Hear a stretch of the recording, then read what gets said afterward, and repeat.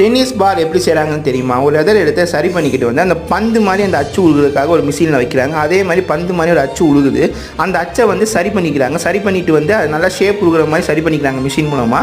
அப்புறம் அதை கட் பண்ணிவிட்டு 2 பீஸாக எடுத்துக்கிறாங்க. அந்த 2 பீஸையுமே வந்து பார்த்திங்கன்னா வந்து கம்மு தடி ஒட்டினா தான் அந்த பந்து வடிவ ஷேப் கிடைக்கும்.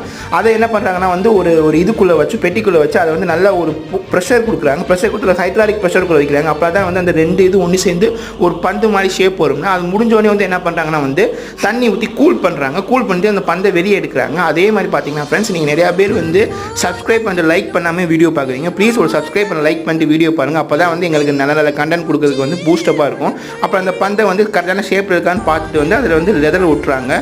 லெதர் எப்படி ஒட்டுறாங்கன்னு தெரியுமா? அதுக்கு முன்னாடி வந்து கம்மு தடவி அப்புறம் தான் வந்து அந்த லெதர் மேலே ஒட்ட முடியும். பார்த்தீங்கன்னா அந்த க்ரீன் கலர் லெதர் அதே மாதிரி எடுத்து க்ரீன் கலர் லெதர் ஊற்றி அந்த ஸ்டிக்கர் ஊட்டி பந்தை எல்லாமே சரி பண்ணிடலாங்க ஃப்ரெண்ட்ஸ். கடைசியாக வந்து அது சேல்ஸ்க்கு வந்துடுது. இந்த வீடியோ உங்களுக்கு பிடிச்சிருந்தா மறக்காமல் சப்ஸ்கிரைப் பண்ணுங்கள் ஃப்ரெண்ட்ஸ்.